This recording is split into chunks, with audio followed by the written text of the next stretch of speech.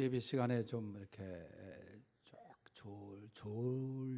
졸은 분들은 어제 월드컵 경기를 보신 분들이고, 이렇게 바로 예배 드리는 분들은 아마 중계를 안 보신 분들. 저는 질 줄로 믿고 안 봤어요. 그냥 일찍 자고 주일. 참 우리가 승리하면 얼마나 좋았겠어요. 페널티 킥으로 자꾸만 졌다 그래. 1차전도 그렇고. 그래서 뭐 대통령까지 가서 응원을 이번에 한 걸로 알고 있는데, 그 이긴 선수들은 참 뭐 환호성을 지르고 기뻐하는데, 대부분 지면 다 고개를 떨구고 막 주저앉아서 울기도 하고 그러지 않습니까? 근데 이제 독일이 어제 이겼으니까 우리가 독일을 이기면 또 조금 희망이 있대요. 근데 뭐 꿈과 같은 얘기고, 독일이 얼마나 잘하는지 이제 독일 선수들이 잠 못 자고 막 그 컨디션이 안 좋으면 또 모르지만, 어쨌든 독일이 전차 군단이라 그럴 정도 잘하는데, 참 승리하는 팀이 있으면 또 지는 팀이 있죠.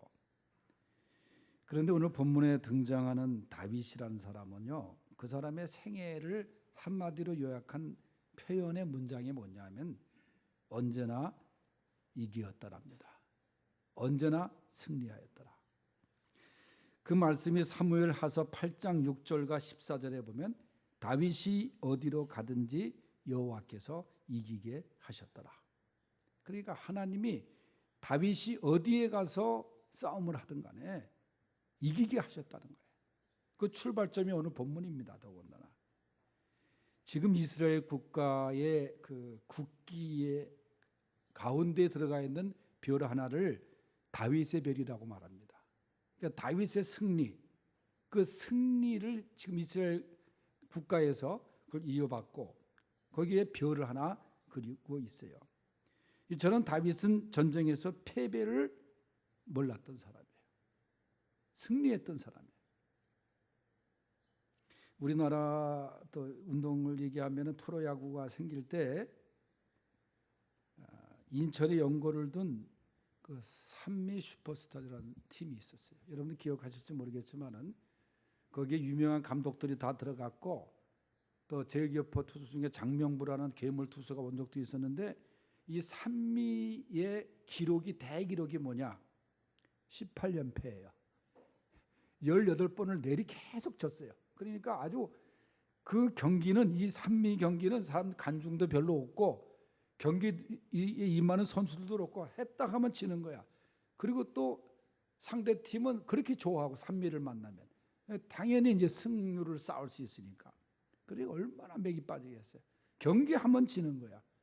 근데 다윗은 언제나 이겼어요. 언제나 이겼어요. 오늘 읽은 본문은 이스라엘이 이제 블레셋의 침공을 받습니다. 이스라엘은 그 당시에 전력도 갖추지 못했는데, 더군다나 블레셋에, 오늘 여기 보면 블레셋 사람이, 또 40여 절에 블레셋 사람이, 43절도 블레셋 사람이, 계속 블레셋 사람이라는데, 그 블레셋 사람은 바로 골리앗을 말합니다. 이 골리앗이라고 하는 장군이 앞에서 지휘를 하는데, 이 사람이 얼마나 대단한지, 무슨 등치에서부터, 여러분 골리앗의 키가 6규빗 한 뼘인데 미터로 환산하면 2m 90cm가 넘습니다. 2m가 넘는 농구 선수 지금 보더라도 큰데 거기서 1m가량이 더 큰 거예요. 그러니 뭐 얼마나 거대한 사람이겠어요. 그리고 머리에 또 노수로 만든 투구를 쓰고 또 철로 갑옷을 입고, 대부분 그 등치에 이런 걸 갖추면 좀 둔할 텐데 얼마나 날렵한지 이스라엘 백성들이 조금 힘을 못 쓰는 거예요. 그러니까 전쟁에서 계속 패하는 거예요. 이때 다윗이 등장합니다.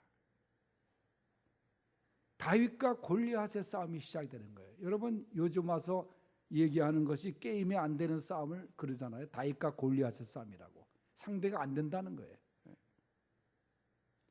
이 골리앗이라는 이름을 여러분도 가끔 들을 때가 언제냐면, 그 노조원들이 크레인에 올라가서 농성할 때 그 크레인 이름을 골리앗 크레인이라고 그래요. 얼마나 높고 단단하고 거대한지, 그게 조선소에서 보통 쓰는 클레인인데, 하여튼 그 정도로 대단한 사람이 바로 골리앗이었습니다. 그런데 다윗이 골리앗을 향해서 달려가서 골리앗과의 싸움에서 통쾌한 승리를 거두죠. 인간적으로 보고 그 다음에 무기적으로 봐도 부족할 수밖에 없고 질 수밖에 없었던 다윗의 승리의 비결은 어디에 있었는가? 오늘 생각해 보겠습니다. 첫째는 하나님이 함께 하셨기 때문에 그렇습니다. 45절을 다 같이 읽어보겠습니다. 시작. 다윗이 블레셋 사람에게 이르되 너는 칼과 창과 단창으로 내게 나오거니와 나는 만군의 여호와의 이름 곧 네가 모욕하는 이스라엘 군대의 하나님의 이름으로 네게 나아가노라. 아멘. 다윗이 골리앗을 향하여 나갈 때 말합니다. 너는 칼과 창과 단창의 힘, 즉 인간의 그 무기로 그 무기를 의지하고 나에게 달려들지만 나는 여호와 하나님의 이름, 하나님의 권능으로 너에게 가노라. 그런 얘기. 아무리 무기가 정말 훌륭해도 강한 무기라도 여호와 하나님 앞에서는 비교가 안 된다는 거예요. 이것을 다윗이 믿은 거예요. 나는 만군의 여호와 이름으로 내게 가노라 그런 거예요. 그리고 47절에 보면 다윗의 또 다른 중요한 고백이 있어요. 간증이 있어요. 한번 읽어보겠습니다. 47절 시작. 또 여호와의 구원하심이 칼과 창에 있지 아니함을 이 무리에게 알게 하리라. 전쟁은 여호와께 속한 것인즉 그가 너희를 우리 손에 넘겨주리라. 아멘. 전쟁은 인간이 일으키지만은 전쟁의 승패는 하나님께 달려있다는 거예요. 이게 다윗의 고백이에요. 전쟁은 하나님께 속한 것이라. 여러분, 전쟁은 하나님께 속한 것입니다. 그 하나님이 함께 하시면 아무리 상대가 강할지라도 아무리 화력이 강해도 승리할 줄로 믿습니다. 그래서 다윗이 시편 18편 1절에서 나의 힘이신 여호와여 내가 주를 사랑하나이다. 나의 힘은 하나님이시라는 거예요. 무기가 아니라는 거예요. 이러한 다윗의 하나님, 바로 우리의 하나님이신 줄 믿습니다. 제가 설교를 준비하면서 우리나라 동해 사령관 해군 사령관을 여기만 유병호 제독이 쓴 6.25와 기적이라는 글을 제가 읽었어요. 그분이 6.25를 통해서 우리에게 주신 하나님의 기적을 글을 올렸더라고요. 우리 민족이 6.25 자체를 통해서 6.25를 통해서 많은 시련을 겪었지만은 아픔을 겪었지만은 또 한쪽으로는 우리가 강해졌고 또 더 잘 살게 되었다고 하는 민족이라. 그래서 몇 가지 하나님의 그 기적적인 손길을 이야기하는데 6.25가 일어나던 그때 그날 1950년 6월 25일 그날도 주일 아침입니다. 새벽입니다. 그때 6.25가 일어나자마자 미국이 요구를 합니다. 이승만 대통령이 얘기를 하죠. 이승만 대통령이 미국에 인맥이 많았어요. 그래가지고 유엔 안전보장 이사회가 소집이 됩니다. 바로 그런데 이사국 중에 하나인 소련이 그 소련 대표 말리크가 차가 고장이 나가지고 유엔 그 안보리에 참석을 못해요. 안보리에 이 사람이 반대하면 유엔군을 파송할 수가 없어. 근데 그날따라 또 이 사람이 불참해가지고 결석해가지고 이 유엔 참전이 결정이 된 거예요. 이 해군 제독은 이것이 하나님의 개입이 아닌가 그렇게 얘기를 합니다. 또 한 가지 이야기하는 것이 동양의 노르만디 작전이라고 하는 인천 상륙작전입니다. 인천 상륙작전이 감행이 될 때에 말이죠. 상당히 어려웠던 이게 1950년 9월 15일 날 감행이 됐었는데 메가더 장군이 인천 상륙작전, 인천 상륙작전의 영웅 아닙니까? 그저 인천에 가보면 메가더 자유공원에 그 동상이 있는데 그것 다 없애야 된다, 끌어내려야 된다고 또 그런 사람들도 있었어요. 그런데 인천이라고 하는 그 해안이 밀물과 썰물간의 간만의 차가 좀 심했대요. 그래서 또 백길도 좁았대요. 그래서 이 북한에서는 북계군은 여기에 그걸 전혀 생각을 못한 거예요. 거기를 어떻게 상륙할 수 있을까? 그런데 불가능한 그것을 역으로 이용하면서 사전에 준비 작전을 잘하고 그래서 인천 상륙 작전에 성공을 하지 않았습니까? 그게 결정적인 거였어요. 네? 하나님의 기적이라는 거예요. 또 한 가지는 낙동강 전선 방어 전투인데 7월 하순경에 경북 낙동강 지역까지 밀고 내려온 북해군에게 맞서서 유엔군이 제대로 배치되지 않는 상태에서 상당히 그 저지한다는 게 어려웠다는 거예요.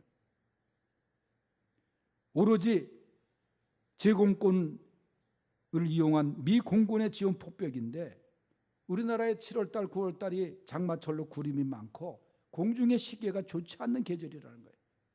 그런데 지원할 때마다 이 폭격을 지원할 때마다 하늘이 열렸다는 거예요. 하늘이 구름이 다 걷히고 그래서 북해군의 진지가 파괴되고 그런 가운데 인천 상륙작전이 성공하고 또 한 가지 기적은 모세의 기적이라고 부르는 흥남 철수 작전이라는 거예요.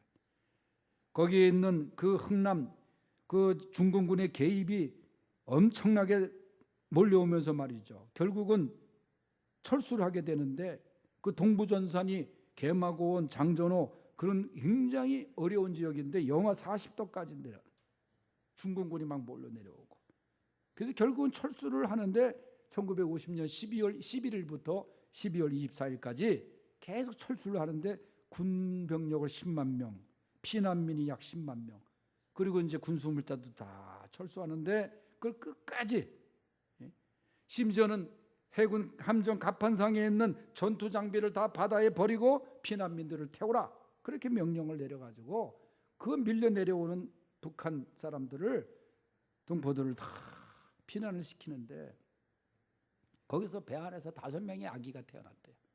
그 임신부가 그 배 안에 타가지고 그래서 전부 다 미국 사람들이 그 배 안에 그 5명 아이들의 이름을 김치라고 다졌대. 김치라고. 한국 사람들 좋아하는. 그 김치가 5명이 태어난 거예요. 그렇게 귀중한 생명들이 그 작전을 통해서 다 살려지고 그 중에 한 젊은 부부가 그 배를 타고 내려와 가지고 거제도에서 애를 낳는데 그 사람의 문재인 대통령. 그 부모가 그 배를 타고 내려온 피난민이에요. 그때 내려오지 않았더라면 문재인 대통령이 될 수가 있었겠어요. 그런데도 불구하고 그 작전을 그 성공적으로 이끈 우리 장군 중에 김백일 장군 동상이 거제도에 있는데 그걸 끌어내려야 된다. 그렇게 데모를 하는 그런 사람들도 있어요. 그 이유가 뭐냐? 이 사람은 일제시대 때 군사교육을 받았다. 아니 일제시대 때 군사교육을 거기서 시키면 받아야지 어떡하겠어요. 그 많은 사람들을 철수작전에서 끌고 온 장군인데 말이죠. 그러면서 이 해군 제독이 이 하나님의 기적 6.25를 통해서 보여준 이 하나님의 기적 그 글을 썼더라고. 그런 원조받는 국가에서 원조를 주는 국가로 당시 해방 당시 35달러에서 3만 불이 가까운 국민소득 국가로 이렇게 발전하게 된 것이 하나님의 은혜가 아닌가. 하나님의 은혜. 뭐 저도 6.25 이후에 태어났습니다마는 점점점 이 세대가 6.25의 진정한 의미도 모르고 심지어는 북침이라고 또 교육을 하는 그 무리들도 있으니 이 얼마나 이 한심한 일입니까?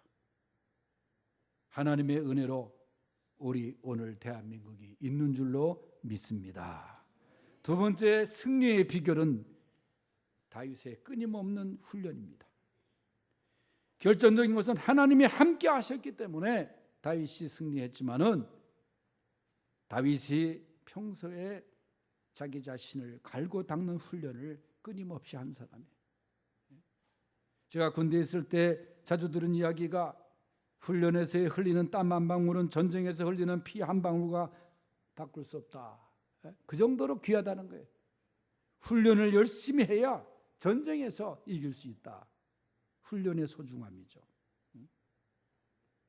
다윗이 여러분 골리앗과의 싸움에서 오늘 블레셋 사람에게 달려드는데 48절에 보면 블레셋 사람이 일어나 다윗에게로 마주 가까이 걸어올 때에 다윗이 오히려 블레셋 사람을 향하여 빨리 달려갔다는 거예요. 적극성을 띈 건 다윗이에요. 그리고 손을 주머니에 넣어 돌을 가지고 물매를 던져 블레셋 사람의 이마를 치매 돌이 그의 이마에 박히니 땅에 엎드려지니라. 근데 그 다음 얘기는 더 통쾌해. 다윗이 블레셋 사람의 목을 베지 않습니까? 여러분 다윗이 얼떨결에 그냥 던진 게 골리앗의 이마에 맞은 게 아닙니다. 여러분. 세상에 이런 일을 보니까 어떤 사람이 새 총을 가지고 연습을 얼마나 많이 했는지 새 총으로 이 병 위에다 뭘 탁구공 같은 걸 올려놓고 쏴도 탁구공만 떨어지더라고. 그게 하루아침에 된 일이어서 새 총을 가지고 연습을 하고 하니까 그냥 하는 거지. 그게 다윗이 여러분 원래 목동이지 않습니까? 그런데 얼마나 이 이리떼들이 양을 위협합니까? 그때의 목동들은 호신용으로도 그 다음에 양을 지키는 용도로 바로 이 물매질을 했습니다. 그러니까 다윗은 끊임없이 양들을 칠 때 물매질을 한 거예요. 그래서 실력을 키운 거야. 얼떨결에 맞은 게 아니에요. 하루아침에 발휘되는 기술이 아닙니다. 다윗이 끊임없는 훈련을 한 거예요. 우리가 무슨 일을 이루기 위해서도 끊임없는 훈련이 있어야 성공하는 것 아닙니까? 신앙생활도 마찬가지예요. 말씀 훈련을 받아야 되고 기도 훈련 받아야 되고 말이죠. 순종의 훈련, 섬김의 훈련, 성수질 훈련, 그저 이런 훈련을 통해서 승리하게 되는 줄 믿습니다. 그리고 마지막 세 번째, 다윗의 승리는 기도였어요. 오늘 다윗이 본문에 기도했다는 말은 나오지 않지만은 40절 말씀을 보세요. 시작. 손에 막대기를 가지고 시내에서 매끄러운 돌 5을 골라서 자기 목자의 제구 곧 주머니에 넣고 손에 물매를 가지고 블레셋 사람에게로 나아가니라. 같이 읽자고 했는데 나만 읽은 것 같아. 40절 말씀인데. 여러분 다윗이 골리앗과의 싸움에서 그 전에 한 행동입니다. 시냇가로 갔다는 거예요. 그래서 매끄러운 돌 5개를 골랐다는 거예요. 나는 왜 5개만 골랐는지 몰라. 그러나 다윗은 이 5개면 충분하다는 생각으로 5개를 고른 것 같아. 그런데 그걸 아무 돌이나 고른 게 아니에요. 정말 물맷돌에 맞는 돌을 거기에 널려있는 돌 중에 5개를 딱 골라서 주머니에 넣었다는 거예요. 그리고 골리앗에게 갔습니다. 여러분 다윗이 돌을 고를 때에 무슨 생각이 들었겠습니까? 성경에 놓지만 다윗은 돌 하나하나를 골라 집어들 때에 하나님께 기도했을 겁니다. 하나님이시여, 제가 목동 시절에 함께 하셨고 그래서 이 물맷돌로 사나운 맹수들을 물리치게 해주셨던 것처럼 이제 저는 위기에 빠진 우리 조국을 위해서 물맷돌을 고르고 있습니다. 이 물맷돌로 하나님을 모독하고 나라를 어렵게 하는 저 원수 골리앗을 물리치게 하옵소서. 믿습니다. 다윗이 아마 이런 기도를 드렸지 않겠는가 생각해요. 기도하는 한 사람을 군대가 당하지 못하는 것을 성경에서 말씀하고 있습니다. 마지막 한 말씀 더 드리면 저는 이분을 딱 한 번 모셔봤어요. 저 서울에 있는 명성교회가 시작할 때에 개척 집회를 할 때 제가 이분을 강사로 소개해서 이분을 이제 약수동에서 모시고 맹일동으로 갔는데 바로 이분이 누구냐면은 해병대 사령관을 지냈던 김성훈 장로님이에요. 국방부 장관도 하셨던 분이고 국방부 장관 시절에 공수부대 훈련 그 낙하 훈련에 이 장관이 먼저 뛰어내렸어요. 대단한 분이에요, 이분이. 그래서 이분이 또 해병대 그 기록 중에 귀신 잡는 해병, 우리가 장로님도 해병대 대령 출신이신데 귀신 잡는 해병이 우리 대한민국 해병의 별명이거든요. 그런데 이분이 6.25 때 전쟁을 하는데 저 얼마나 그 기적을 많이 체험했는지 이 주둔지를 옮기면 거기에 폭탄이 막 떨어지고 그리고 뭐 이 전쟁에서 승리를 얼마나 많이 했는지. 그래서 미군에서도 인정해가지고 이분에게 은성무궁 훈장도 주고 그러는데, 전쟁을 하면서 그 고향 땅을 지나가는데 자기 집에 잠깐 들렸더니 어머니가 안 계시더래, 집에. 그래서 아버지만 계셔서 어디 계시냐 했더니 엄마는 저 교회에 올라가셨다. 그래서 아버지랑 같이 교회를 갔더니 어머니가 그 마르바다 교회에 엎드려서 기도를 하는데, 어머니의 무릎을 이렇게 보니까 이 사람의 무릎이 아니라 단단한 차돌 같은 무릎이라는 거예요. 어머니 무릎이 그 얼마나 무릎 꿇고 기도했으면 그 무릎팍이 이게 돌같이 굳은 거예요. 그 무릎을 붙잡고 울었다는 거예요. 전쟁터에 아들을 보내놓고 어머니는 내내 하루도 빠지지 않고 성전에서 아들을 위해서, 나라를 위해서 무릎 꿇고 기도했어요. 그게 그 귀신 잡는 해병의 그 주인공 김성원 장관. 김성원 장군은 바로 이 어머니의 기도에 잊을 수가 없었다고. 나중에 교회도 짓는 일에 열심을 했고 했습니다만 지금 하늘나라에 가고 그 아들이 지금 김용환 장로라고 명성교회 장로라고 있어요. 기도하는 어머니, 바로 승리를 아들에게 안겨주었습니다. 기도로 승리하는 우리 성도들이 될 수 있기를 축원합니다.